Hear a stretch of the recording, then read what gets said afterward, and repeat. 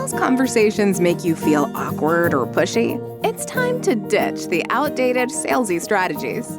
Your guide, Nikki Roush, will show you how to combine kindness with selling skills to meet your prospects where they are, and in the process, how to up-level your influence and income. Learn how to earn business easily and effortlessly.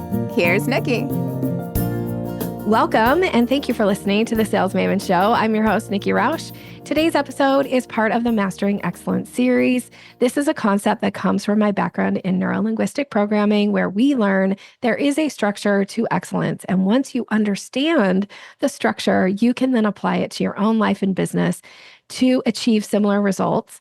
Today's guest is Laurie-Ann Murabito. Let me tell you a little bit about her. She is a speaking and visibility coach.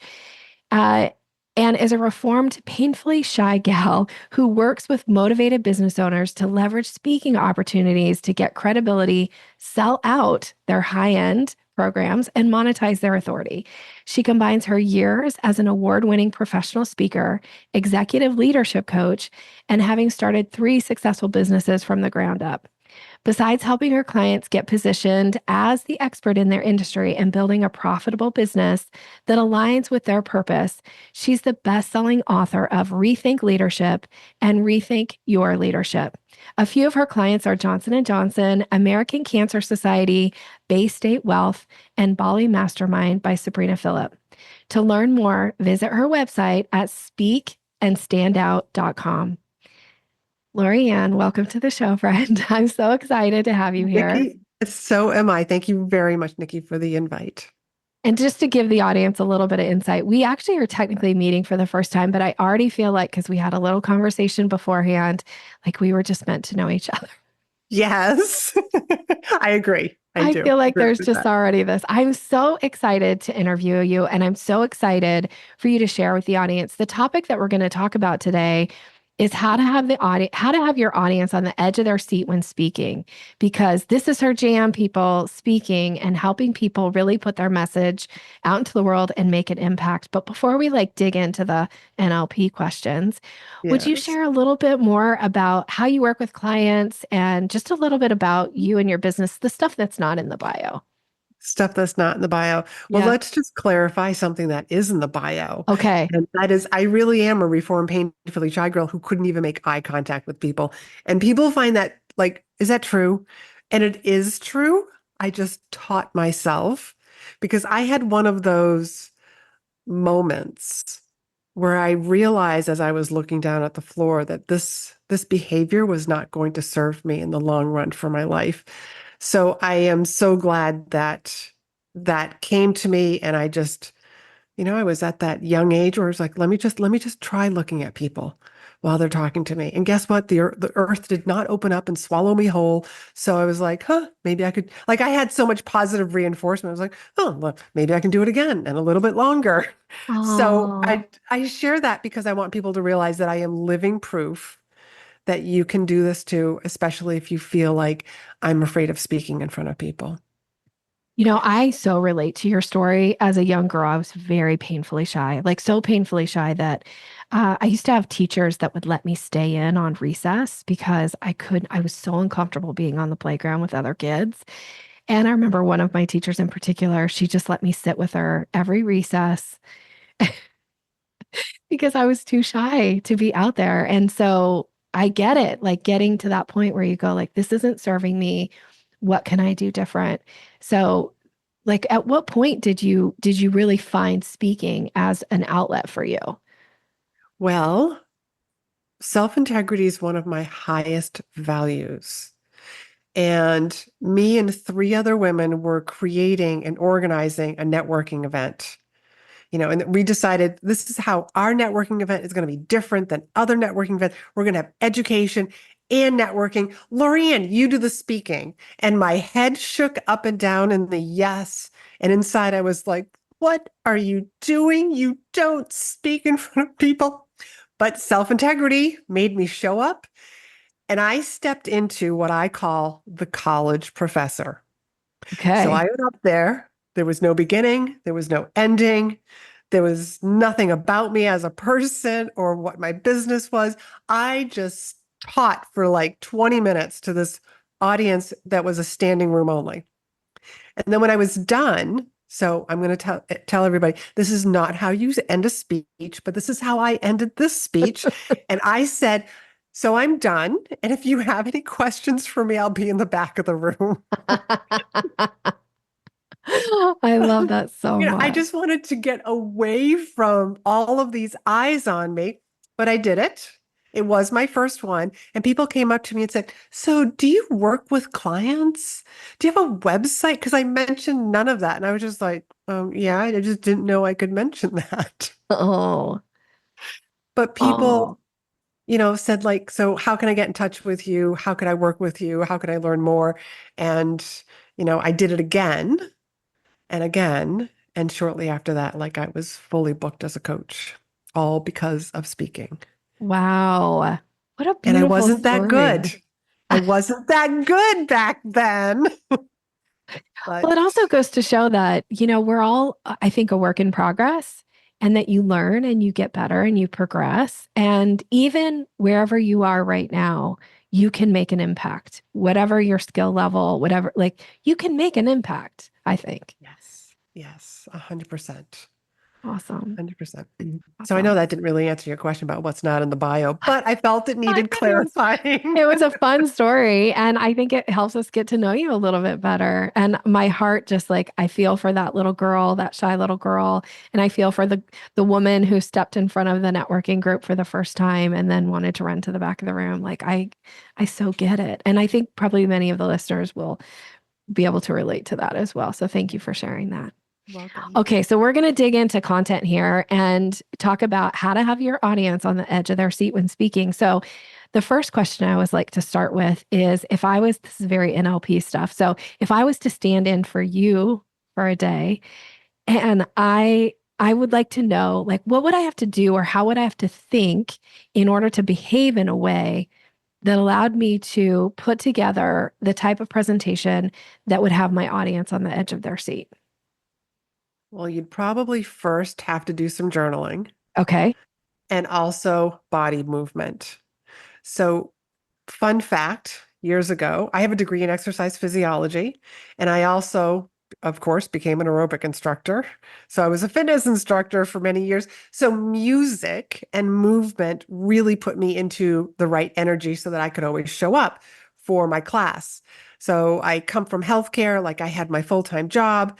I would drive home in traffic and like do like a 6 p.m. class. And some days I was just exhausted from the mental work of working with patients. There's just a lot that goes into patient care. Mm-hmm. And so it's the music that, talking about like NLP, it was my trigger to get my body and my mind and my energy at a certain level so that I could inspire the audience. So there would be definitely be some movement that you would get into that energy, that creativity, that powerful place for you to start crafting words together. Love that. So journaling, body movement, and also putting music in there as well to help with that. Yeah, today it is part of my pre-speaking routine. Like before I got on the podcast, I made sure that I did X, Y, and Z. And it involves music. It involves moving my body. I want to show up for your audience, with a certain level of enthusiasm and energy so that they hopefully feel it 50% of what I'm trying to put out there. Yeah. So because I just believe that when you're in this place of feeling powerful and energetic, you're going to tap into, I can use that story. I can use that quote. And here's how I'm going to pause powerfully. You just, it's almost like tapping into your inner artist. Mm-hmm. Yeah, I feel that. I totally feel that with what you're saying. And I have some rituals, some things that I do before I go on stage, before I get on a podcast, like the same, not the same thing that you're doing necessarily, but having some kind of a ritual that allows me to go like, okay, this is the focus. This is where I'm at. This allows for me to be that best version of myself that I can be in that moment. So I Yes. love that so much. Okay, so next question here is when you think about wanting to have your audience on the edge of their seat when speaking, What are the goals that come to mind for you? When when I am crafting a speech with a one-on-one client or a group of people, Hmm.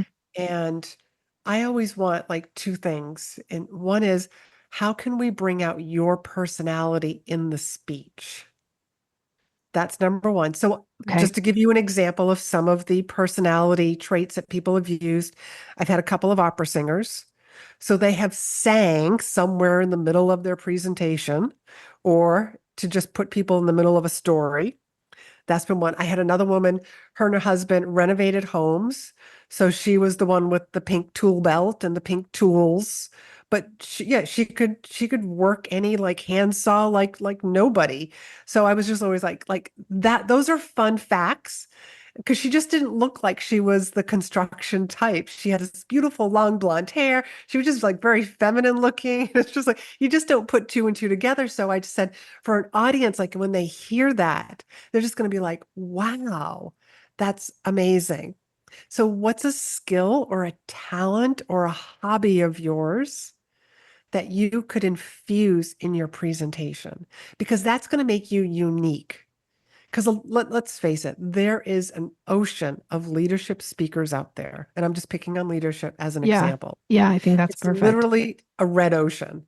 So, how does any leadership speaker stand out when they bring their personality, their experience into the speech? Hmm. Nobody can duplicate that. I So love that. that's one. The other way that we have the Okay. audience on the edge of their seat is by setting a goal. Where are we going with the speech? So I always tell people there are two goals that you are setting. The goal for you as the speaker, what do you want to get out of the speech? And the other goal is, what's the goal for the audience? When you are done speaking, what do you want the audience to think, feel, or believe differently? When you have that answer, now we know what has to be in the speech in order to accomplish that goal. So brilliant. Okay, so just for the audience, I'm going to take a moment and just kind of some of the stuff that's coming to mind here. So these two goals that we talked about is bring something out in your personality, that thing that makes you unique. And I loved the examples that you gave about the tool belt and now the other one just completely like dropped out of my Opera head. singer, The opera opera singer. Yes. singers. Thank you. Thank you. Thank you. Those are just Uh, two that I wanted to share. they're so fun though, right? And it paints the picture, right? It gives you the beautiful like visual image of that. And also you can hear the opera singer. And I can imagine the pink tool belt and the whole, I love it so much. And then the other thing, the second one is setting a goal, but not just for yourself, but also for the audience. And I love what you said about, deciding what do you want your audience to think, feel, or believe differently at the end of your talk. Mhm. So brilliant. So That's how I brilliant. wrote both of my books. In my very first book, I was in National Speakers Association and they're like, write a book, write a book, write a book. And I was just Yeah. like, okay, I'll write a book. And I just did this, what I call the Stephen Covey thing. When people close my book after they're done reading, what did I want them to think, feel, and do differently? Okay, here's the goal. So, what did that mean had to be in the book? So now I knew what chapters I had, and I literally wrote every single chapter the exact same way. When they're done this chapter, what do I want them to do, think, and feel?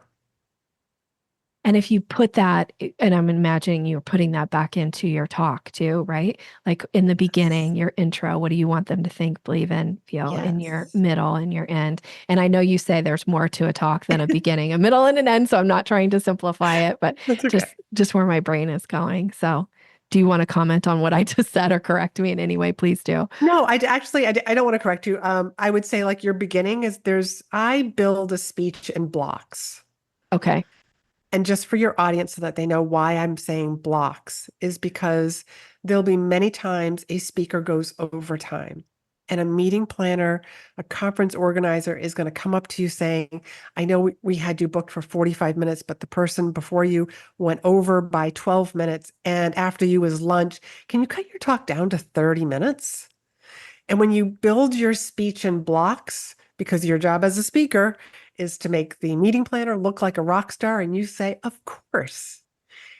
And making your speech 15 minutes shorter does not mean you speak faster. Just take a section out of your talk. You just say, you know what? I'm just not going to go over this point. Done. Easy. So, but that all comes from building your speech in blocks. So your beginning is actually composed of two blocks. It's your opening and your authority section. So for just to explain why those two blocks, because you want your audience to lean into you with your very first words. You want them to put their phone down, even if they hear it go bing, like there's a text message coming in. But then what happens with your audience is then they lean back in their seat and they cross their arms saying, yeah, but why should I listen to you? That's your authority section. So those are two blocks that are in the beginning. And the middle part is the learning. This is where you're teaching the audience.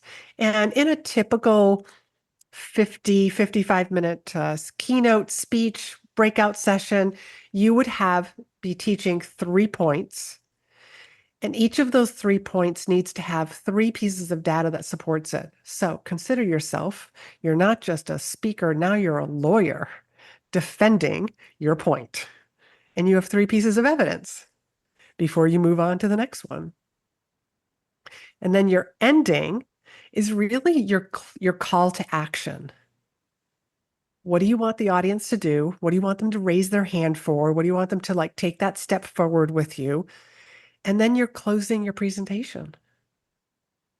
So there's, I would say, 2 blocks in the close. Okay. So back to your example at the beginning where the organizer comes to you and says, "Hey, can you cut your speech down to, 30 minutes?" Mm-hmm. Is the place where you take out the block one of the middle, one of the teaching points? Do you remove it completely, or do you actually have, instead of 3 pieces of evidence for each one, do you just have 2 pieces of evidence for each one? How do you I would rather you do less but more, go deeper Mhm. than to still try to cover all 3 points and I just go a little shallow. Because if anything, like which one of those points are you maybe going to cover in your call to action? Because then you get to tease the audience. I'm so sorry I'm not able to go over my 4th pillar because you never do 1, 2, 3. You never do them all in a row. We're teasing the audience. Let's just say you were doing your 1st pillar, your 3rd pillar, and then the 4th pillar. I'm so sorry, audience, that I wasn't able to go over this last one. But if you're curious, like I have a great handout for you, a great PDF. And now you're intriguing people because as human beings, we just got to close the loop. Yes. Yes. I love that. Okay. So my next question for you, because we kind of started about goals and then I kind of went off a little bit, but how do you know that you're achieving your goals of having your audience on the edge of their seats? You talked about the 2 goals, like, and within those, what does that mean? So how do you know you've achieved them, or how do you know you are achieving them when you're speaking? Well, I think you get a sense for your audience. You're seeing the heads nod. Nobody's pulling out their phone. I mean, if they're pulling out their phone, maybe they're taking, pictures of your screens, your PowerPoint, but they're nodding in agreement. They're behaving in a way that you were predicting. How do you know that you got them to think, feel, and do something different? They signed up for something that you were offering them. There's that nod, but also keep in mind that just because they don't sign up then doesn't mean they don't sign up later. Mm. You just never know the impact. So I spoke for the scrap metal industry. It was their business conference, bunch of CEOs in the audience, and I was giving away copies of my book, and I had a conversation with a CEO. And really a great conversation. And he wasn't able to get any of the copies that I had. I said, give me your business card. I'm going to mail you a copy of my book. And that's as far as that conversation went. 6 months later, I got an email from him that said, I loved your book so much, I bought one for everybody in the company. maybe an Amazon bestseller that day. 6 months later, I get an email from him that says, I do a leadership conference for all of my top leaders. This was a recycling company. What's going to take to have you come out to Oregon? So speaking is the gift that keeps on giving, because a year after I did that for him, he called me and said, Laurie-Ann, I'm on the committee for the state of Oregon's recycling conference. What's it going to take to bring you out again? Fantastic. So just because somebody doesn't sign up right then and there, it doesn't mean that they don't remember you. That is such a good point. So, so true. I've experienced some similar type responses over speaking too. So I love that. I wasn't planning to ask you this, but I'm wondering if it's okay if I do. And if not, we can cut it out. But how does that relate now to a lot of times when you're speaking, at least maybe for me, maybe this is only to me, but um, is it's virtual. So you don't get the same, I know one of the things it drives me nuts as a speaker, and I encourage my people to think about this, but a lot of people have their camera off. Like you're not getting the head nods like you do in a live audience. Do you have any comments or thoughts around that? I just had this question from a client of mine, and I suggested to her, if those blank screens, because you're in gallery mode, is Mhm. bothering you, pin your own picture Mm. up there.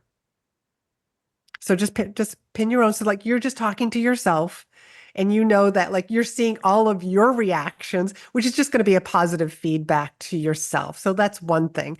But also when you're speaking virtually, get people to talk in the chat. Ask them quizzes, ask them questions, have them put stuff over there. I spoke at an event that was virtual, and the organizers just weren't ever used to the audience actually sharing stories like, all right, take yourself off of mute and like ask me your question. They had never done that before. This was a healthcare conference, Uh-huh. by the way. Yeah. And it worked out really well. I mean, because one person said yes to asking a question, a few other people started like, I'll take myself off mute to ask this woman a question. So that's another way. Getting people to engage in that audience is also going to help you. Does that answer your question? Yes. So brilliant. Thank you for all that. That was some really great I nuggets. also had a client who she literally feeds off the audience. So she Mhm. was like, when the world had shut down, she was like, no way that I'm going to be a virtual speaker. I have to be on a stage. She fell in love with virtual speaking. The very first time she did, she was like, I can feel the audience. I can feel their emotions. I can see it. And it just, again, because she could see it and feel it, she just gave even more back to the audience. I love that. Thank you so much. That was so great. And I also really loved your tip about like pin yourself so you can see your own reactions just to get that kind of feedback. I think that is really brilliant. I will say I actually do that when I'm speaking virtually. Like if I'm having a session with somebody, I turn my camera off because I find myself distracting. But from a speaking standpoint, if I'm teaching or going into a group and speaking and many of the people have their camera off, then it is me paying attention to my own energy level and, what am I doing with my hands and my facial expressions and to make sure there still is that connection. So I love that so much. I spoke for a large insurance company last year, and their policy was people were not to be on camera. Mm, I didn't ask why that was or to mhm, go even deeper with it. It's their policy. So I was literally just speaking to the committee. mhm. We're the only people who might have had their videos on. Otherwise, it was literally a 200-person audience with nobody on video. So pin your own picture.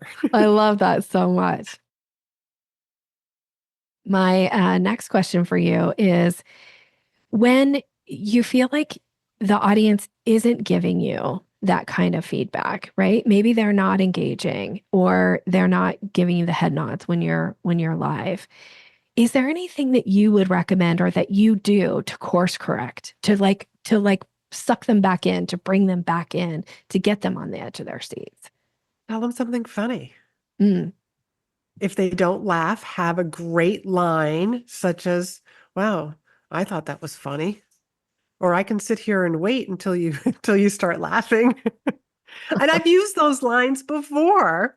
And usually it's that second line that makes people laugh Hmm. because they weren't expecting me to say something like that. Yeah, I love that. I love having something in your back pocket that you can pull out. Always have something in your back pocket.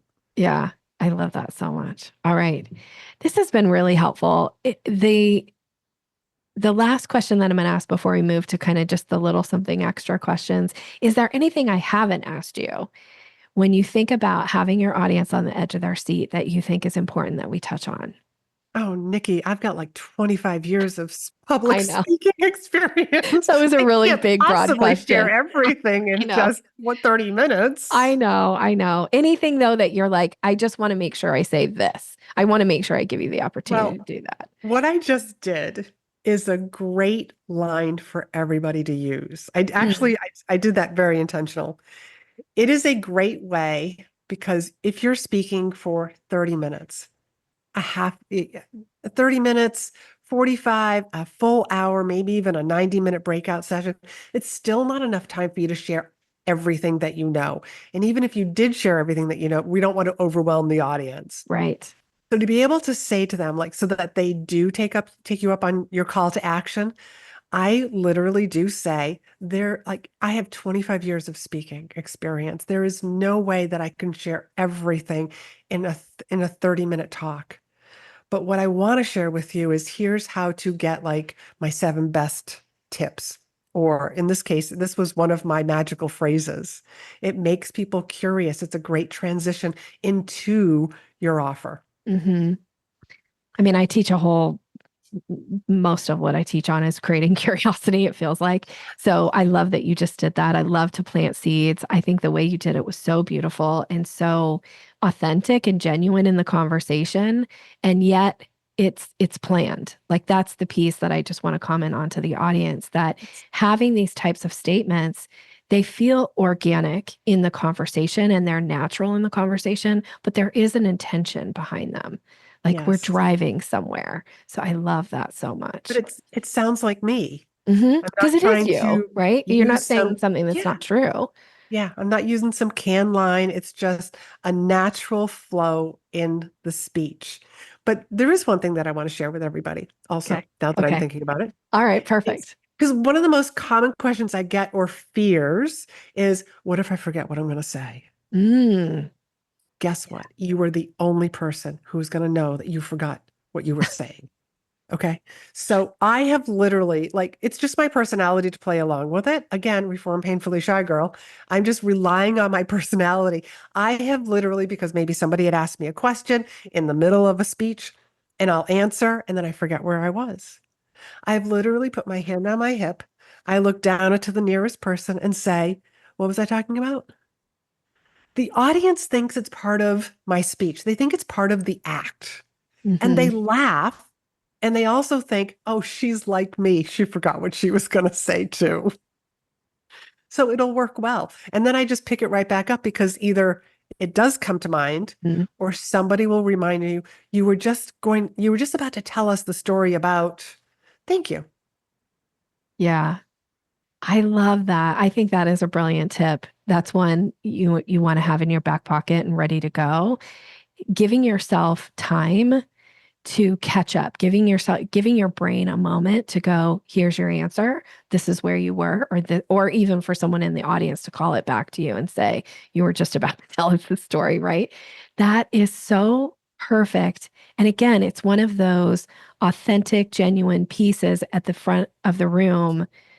And we didn't go into this, and this is just my own opinion and totally happy for you to share if you feel differently. But I always want the audience to go like Nikki's like me. Like we're just kind of like we're just people. Yeah, she's up there on the stage, but I could be up there on the stage too. And I'm interested in what she has to say, but it doesn't take away or diminish them in any way that it's like we're equals and we all need a little help, right? And I think that Yes. that's okay to send that message. Obviously, you want to be prepared. You want to make sure that what you're sharing resonates with your Yes. audience. And I'm not trying to take away from that, but to really send the message like we're alike, I think is important. Yeah. If you have a hiccup, nobody's really going to know unless you point it out. Right. No big deal. Right. And even if you point it out, if you can do it in a fun, like, and keep going way versus like let it crush you and now it gets awkward and weird. Right. Yes. Yes. Yeah. Just play along with it. Yeah. Play along with it. I love this. Thank you so much. You are brilliant. I know that there's so much more that we could garner from you. And so I always like to end as we bring it to a close and ask a little something extra, find out a Go little for bit more it. about Laurie-Ann. Um, my first question is, what's something that brings you pleasure or joy right now? Nature. Mm, Nature. I really do. But I love the ocean. I don't live near the ocean, but I do love the ocean. And I would also say when I hear from my clients, because like they have Voxer access to me, I'm uh-huh. like, I did this. I finally did that. Even if I just made room on my calendar to do some research on organizations. I sent out 2 pitches, whether it's, like on a podcast or to a local association, like just hearing them take those little baby steps, just like, I'm like that mama bear. It just makes my heart sing and it makes me so proud and so excited that I'm part of their journey. I totally get that. I'd love to coach on Voxer, and a lot of my clients have Voxer access to me as well. Yes. And those little moments are so delightful. So I love that that was your Yes. answer. All right. What's something that people would be surprised to learn about you? When I was younger, I won first place in a smiling contest. Oh my gosh. I love that. I I feel think it like was, I could win the contest like that, but tell us more. How I did you win a probably just like, contest on smiling? I was in Girl Scouts. Okay. It was my brownie troop, I think. And there was this local TV channel that would like little groups of people in classrooms, and they always had a smiling contest. And I think I just had like the biggest smile. And so I won first place, and the prize was candy. You're speaking my language. I could so be down with this. I love candy and I love to smile. It was so fun. Now, I have mentioned that story in front of audiences, and in all the times that I've told that story, I actually had one other person say, I was on that show too. Really? Oh my Yes. gosh. She didn't win the smiling contest, but she knew exactly what show I was talking about. So that was kind of fun. Oh, that's so great. One of the biggest game changers in my ability to speak, frankly, was during a storytelling class that I was taking storytelling in the Redwood Forest many years ago, and who became my NLP teacher, but this was my first exposure to her. She pulled me aside and said, Nikki, do you realize that when you speak, you smile the whole time? And I was like, yes, because I thought that was the way I was supposed to be, because that's how I was raised, like as a girl, like Yeah. smile, you know? And when I learned how to not smile and speak, it made a dramatic change in my level of credibility in the front of the room. Yes, because it depends on what story you're telling. Is Yes. it appropriate to even be smiling? Yes. I Yeah. thought you had to just smile the whole time. I didn't learn that until I was in my late 20s. So I Hmm. wish somebody had I told me hear you. sooner. I hear you. Me too. I was one of those people that was smiling all the time because, that's what good girls do. That's right. Exactly. Okay. What's something exciting going on in your business right now? I'm coming out with a limited series podcast. Ooh, It's not out yet, but who knows? Maybe when this recording is live, it might be live. okay. I'll have to keep you posted. So that is something that I'm really excited about doing. It's almost kind of like an audio course, Yeah. like an audio book that's really walking people step by step by step. So how will people eventually be able to get access if it's not available quite yet when it There, comes out? so you don't, it will be like on all the podcasts. Okay. It's not a private podcast. I'm Okay. calling it a limited series. So it's going to be out there on Apple and Spotify and all the wonderful places.